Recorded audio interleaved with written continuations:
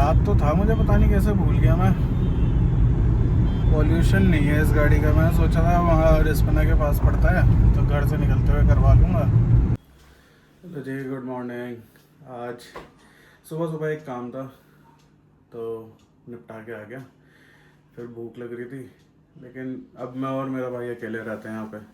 Mummy TV रहती हैं, wife भी वहीं रहती है, तो हम लोग तो वही बना रहे हैं जो ईज़िली बन जाए। लेकिन अब थक गए तो कुछ ट्राई कर रहा हूँ। वैसे मम्मी से पूछ लिया है, मटर को पीस के, अब पता नहीं कितनों को पता होगा कितना में नहीं पता होगा, मटर के पराठे बनते हैं स्टफ जैसा आलू के बनते हैं, तो वो बना रहे हैं और आपको भी दिखाते हैं। और आज टिहरी भी निकलना है मेरे को, तो अभी ये खा के फिर एक जगह एक काम और है, एक बंदे से मीटिंग है, वहाँ मिल के फिर टिहरी के लिए निकलेंगे। पूरा अपडेट दिखाते हैं आपको। बाकी ये बना रहे हैं हम, प्रोसेस बाय प्रोसेस दिखाएंगे। और एक और चीज़, मटर को भूनना भी ज़रूरी है। भून के, मेरे को तो ऐसे बताया कि भूनना है क्योंकि उससे ज़्यादा अच्छा बनता है। और ये थोड़ा जो लिक्विड लिक्विड हो, मतलब गीला हो रहा है, तो वो सूख जाएगा। भूनते हुए दिखाता हूँ अभी। इस तरह से मटर पीस लें। उसके बाद इसमें मैंने डाला है salt, ginger, garlic, black pepper और हरी मिर्च। अपने स्वाद के हिसाब से कुछ भी डालिए आप।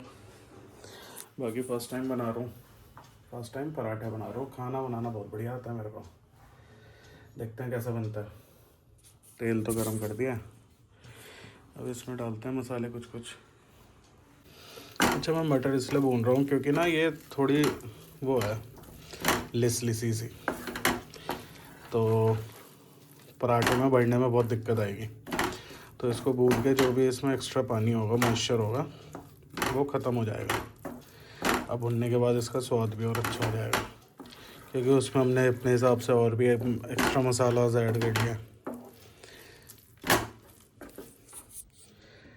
बाकी लगते बहुत बढ़िया खाने में, कभी बना के देखिएगा घर में। बस मटर पीसना और भूनने में थोड़ी सी आफत है।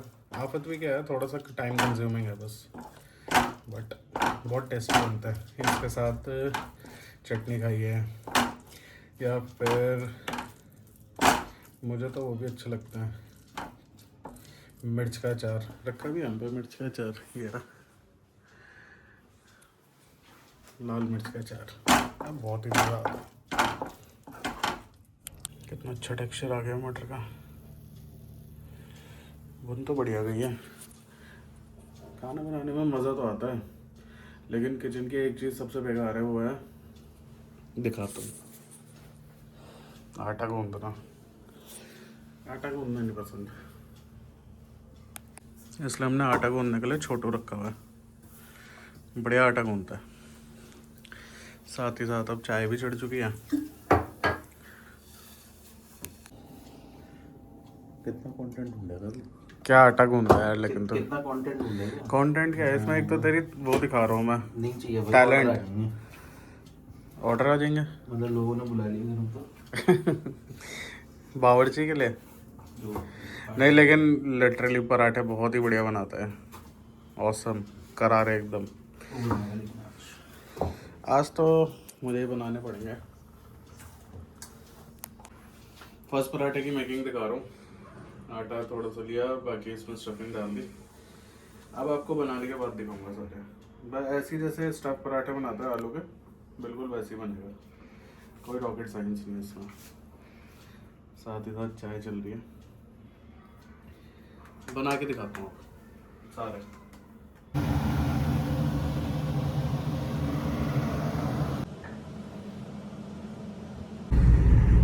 हेलो जी, अब नाश्ता तो आपने देख ही लिया था, कितना बढ़िया बनाया हमने, और सही में टेस्टी हो रहा था, काफ़ी अच्छा हो रहा था। आप लोग भी ट्राई करिएगा घर में बनाने के, अच्छा लगेगा।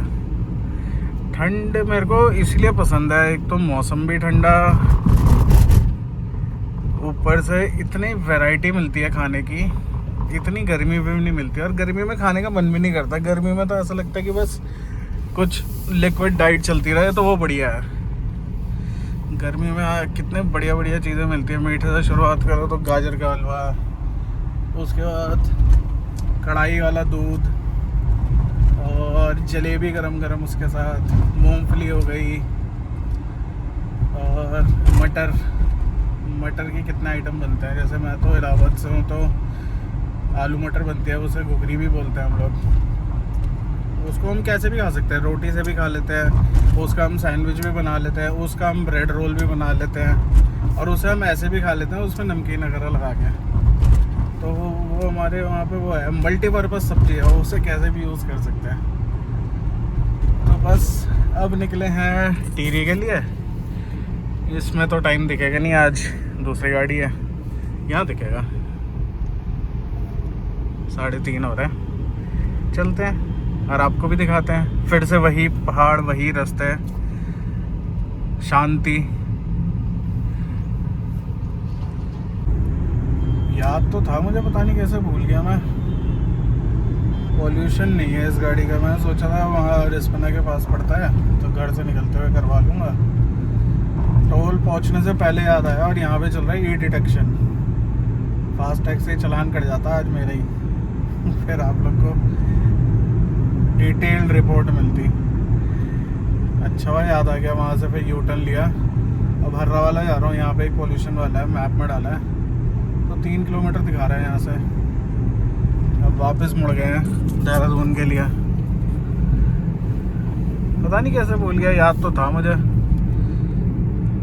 ज़्यादा तेज निकल गए गाने सुनते सुनते।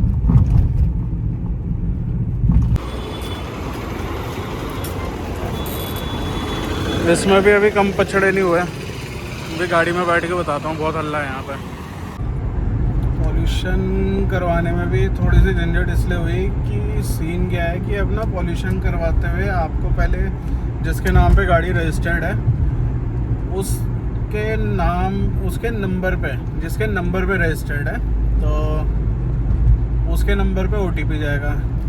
और दिक्कत ये हो गई कि मेरे नाम पे जो जिसका नंबर, जैसे मैंने 2019 में ली थी गाड़ी, तो जो सेल्समैन था उसने अपने नाम पे, अपने नंबर पे करवा लिया होगा, क्योंकि OTP मांगना पड़ता होगा। तो उस टाइम पे ऐसा पॉल्यूशन में होता भी नहीं था कि आप, बस ऐसा होता था आप अपनी गाड़ी लेके जाओ और पॉल्यूशन करवा लो।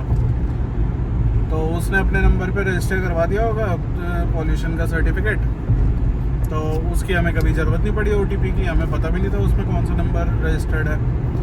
फिर यहाँ पे अब जब OTP मांगा उसने, तो मैंने बोला भाई अभी तक तो आया नहीं। तो उसने बोला कि लास्ट में 0142 है। मैंने कहा 0142 मेरे पूरे परिवार में किसी के नंबर के लास्ट में नहीं है। बोलो फिर भैया नंबर चेंज होगा। फिर आधार कार्ड मांगा उसने, RC मांगी, फिर 2-3 OTP मांगे उसने। मतलब कि कुल मिला के 3-4 मिनट के काम में कम से कम मेरे को 15 से 20 मिनट लग गए। लेकिन ये है कि आगे अब दिक्कत नहीं होगी, नंबर रजिस्टर्ड हो गया। और बाकी आप भी ये चीज़ देख लें कि आपका जो पॉल्यूशन है, PUC जो है, वो आपके नाम पे ही रजिस्टर, आपके नंबर पे रजिस्टर्ड है कि नहीं है। और अगर नहीं है तो करवा लीजिए, टाइम बचेगा काफ़ी। बस यही था। बाकी अब सफ़र फिर से स्टार्ट हो चुका है बस अब। और वो भी मेरे को अच्छा हुआ कि फास्टैग से पहले याद आ गया, मतलब मेरे को टोल से पहले। नहीं तो ई डिटेक्शन का जो ट्रायल चल रहा है, ट्रायल में मेरे ही ट्रायल बॉल पे ही मैं आउट आ जाता आज। बच गया।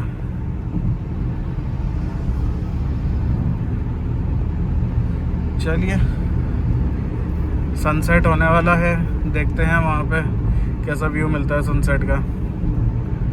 बाकी ये आ गया है मणिमाई मंदिर का, मणिमाई माता का मंदिर।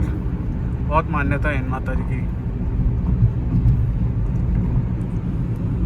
यहाँ भंडारा, मोस्टली यहाँ पे भंडारा चलता ही रहता है। बहुत ही कम दिन ऐसे होते हैं कि भंडारा ना हो। संडे को तो, हर संडे को तो यहाँ भंडारा होता ही होता है, और बहुत अच्छे लेवल का होता है।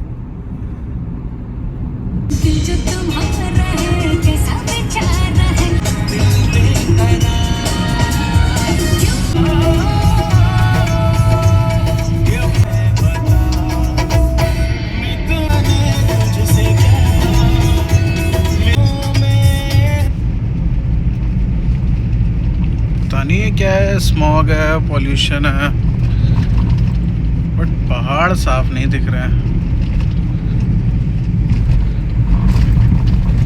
बहुत ही ज़्यादा दिख रहे हैं तो। पता नहीं समझ आ रहा है कि नहीं आ रहा, धुंधला धुंधला सा दिख रहा है थोड़ा।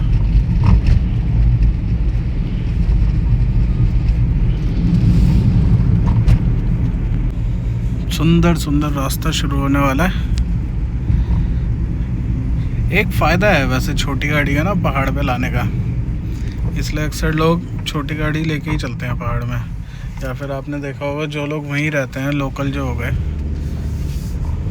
ज़्यादातर ऑल्टो 800 या फिर मारुति 800। मारुति 800 तो अब कम ही दिखती है, ऑल्टो ही दिखती है सबसे ज़्यादा।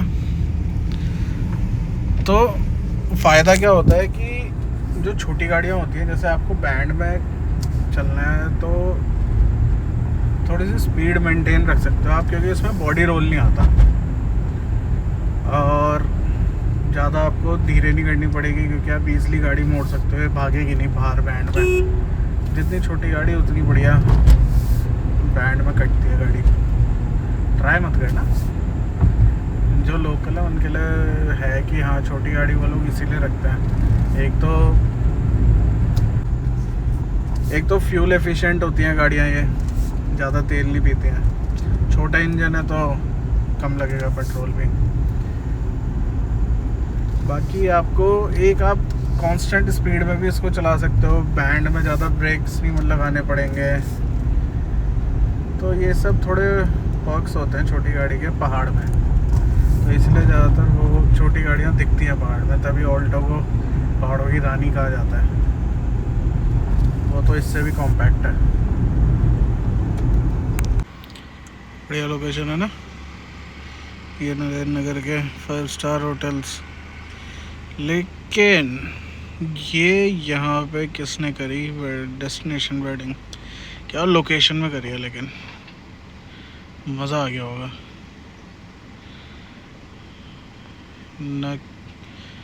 ना रात को 10 बजे डीजे बंद करने का टंटा, ना कुछ बढ़िया पार्टी हुई होगी। लोकेशन बहुत अच्छी लगी मेरे को, मैं इसलिए रोका, मज़ा आया लोकेशन देख के।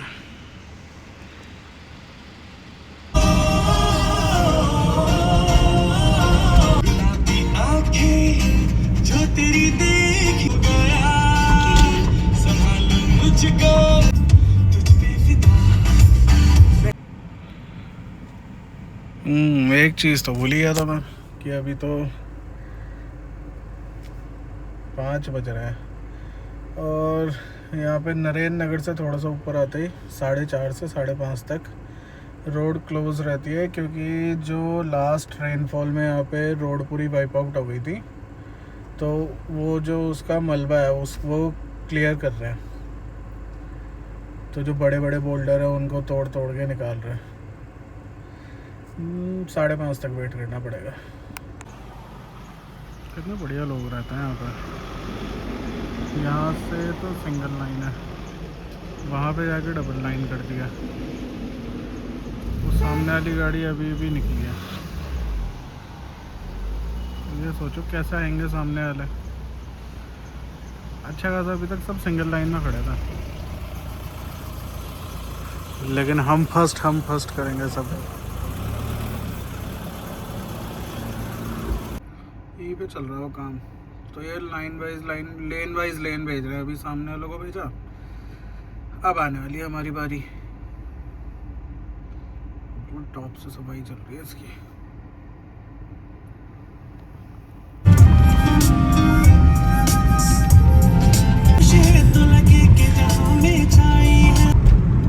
अभी वहाँ पे जहाँ पे सबको रोक रखा था, तो वहाँ से गाड़ियाँ निकली और अब ऐसा लग रहा है कि वहाँ से ग्रीन फ्लैग हुआ है और रेसिंग स्टार्ट हो गई है।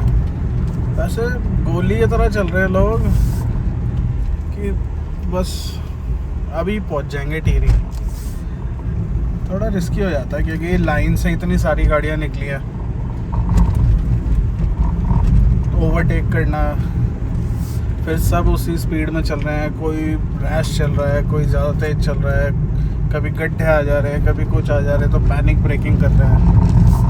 थोड़ा सा रिस्की हो जाता है ऐसे, इसलिए भीड़ से अलग ही चले तो ज़्यादा अच्छा है। वैसे मैंने अपने पीछे भी काफ़ी मेंटेन कर रखा है और मेरे आगे भी डिस्टेंस काफ़ी मेंटेन्ड है। अच्छा, आप में से कौन कौन एग्री करेगा मेरे से कि सनसेट 2 ही जगह में सबसे बेस्ट दिखता है? मतलब मेरा पर्सनली तो यही मानना है कि सबसे पहले हो गए पहाड़ के सनसेट से बेस्ट कहीं नहीं दिख सकता। और दूसरा है सी साइड या बीच साइड, वहाँ का भी सनसेट बहुत ही सुंदर होता है। मैं कोविड से जस्ट पहले मैं अपनी फैमिली के साथ केरला गया था, तो हम वहाँ से कन्याकुमारी गए थे। तो कन्याकुमारी में एक ना पॉइंट है, मैं उस जगह का नाम बोल रहा हूँ, तो वो सनसेट पॉइंट के नाम से फेमस है वो जगह। तो वहाँ पे ना प्रॉपर बैठने के लिए भी बना रखा है, यहाँ तक कि गाड़ियों के लिए इतनी बड़ी पार्किंग बना रखी है कि सब अपनी गाड़ी से बैठ के भी सनसेट एंजॉय करते हैं वहाँ पे। और बिल्कुल स्टॉल लगे हुए हैं खाने पीने के। और जब वहाँ का सनसेट होता है तो ऐसा लगता है कि बस सूरज समुद्र के अंदर ही चला गया। बहुत ही बढ़िया एक्सपीरियंस था। वो जगह का नाम मैं देख के बताऊँगा, इंस्टाग्राम पे डाला था मैंने वो, तो उसमें नाम होगा उस जगह का। लेकिन सनसेट पॉइंट के नाम से तो ये फेमस है, ये मैं श्योर हूँ।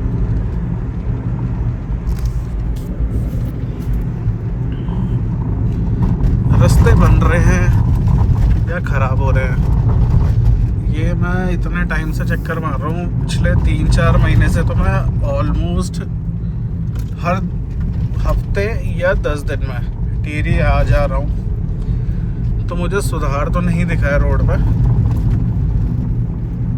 लेकिन बोल रहे हैं कि रोड पे सफाई चल रही है, या फिर जो मलबा गिरा है उसकी सफाई चल रही है। वो 1-2 जगह तो हुआ है वो, बट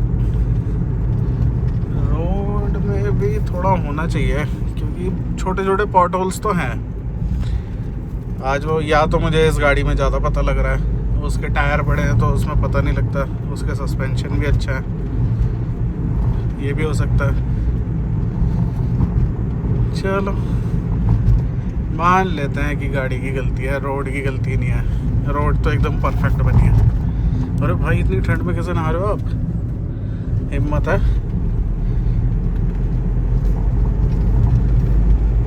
जित्ती मेरी जांदी है पहाड़ी दे नाल के तेरी मेरी मार पड़े ना, मैं बोला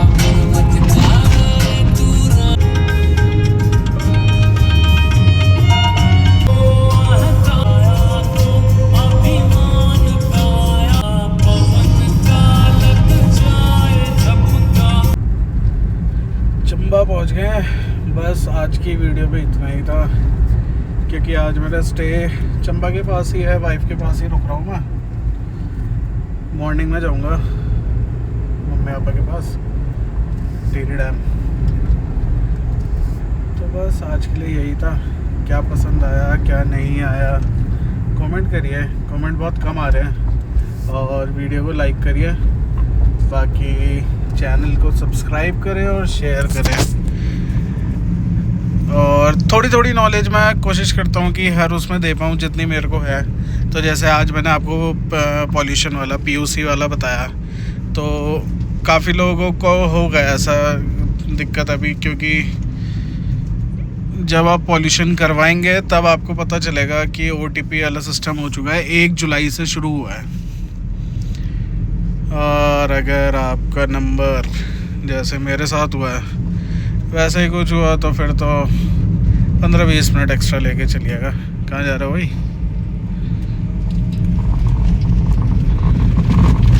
चलिए, thank you for watching video, support करें। Thank you. चलो फाइनली पहुंच गए। सुबह का व्यू दिखाते हैं अब यहाँ से आपको।